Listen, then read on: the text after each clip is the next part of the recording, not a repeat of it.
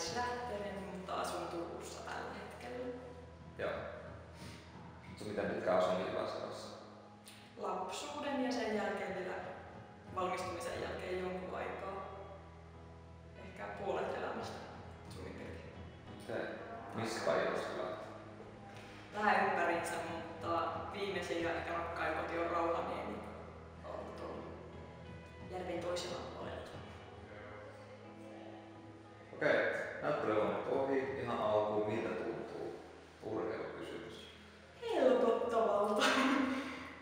Onhan se, kun näkee työn jäljet paikassa, missä on hyvät valot ja selkeitä ja ne on valmiita. Niin se on aika hyvä tunnelma. Joo. Hanna ei ole paikalla. Oletko sen kanssa jutellut? Mitkä on Hanna fiiliksi tästä kanssa? No mä luulen, että Hanna on varmaan kanssa aika iloinen, että työt on esillä ja me ollaan nyt saatu tehtyä yhteisnäyttely, mistä ollaan puhuttu jo pitkään. Et kyllä on Hannalle varmasti ihan yhtä lailla helpotus tiedä, siellä se piirtelee työhuoneella. Et se on aika reippaasti jatkanut töitä sen jälkeen. Minne teokset lähtee seuraavaksi? Puupiirrokset lähtee tonne Kuusiston taidekartanoon, tuonne Turun saaristoon kesäksi. Ja loput varmaan menee pakettiin työhuoneelle odottamaan, että mitä sitten seuraavaksi. Okei. Minne sinä lähdet seuraavaksi? Mä lähden perhettä tapaamaan tuonne Muurameen. Okei. Mitä puoluetta taiteen harrastajan kannattaa äänestää seuraavassa eduskuntavaaleissa?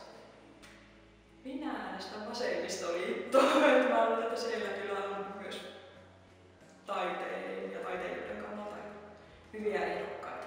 No niin, Vasemmistoliitto kiittää siis tästä kommentista. Joo. Eli Andersson varmaan. Okei, olet tehnyt loppuun myyty sarjakuvakirjan. Tuleeko siltä seuraavaa painosta? Milloin? Se on hyvä kysymys. Mä toivon, että toinen painos tulee sille, kun kysyntää. Että riippuu vähän rahoituksesta ja ehkä mahdollisista kustantajista, että milloin tapahtuu. Okei. Sitten vielä hämärämpiä kysymyksiä. Valitse näistä yksi. Vasara, kuumalinpistoli, pensseli, kirppukoukku. Vasara. Miksi?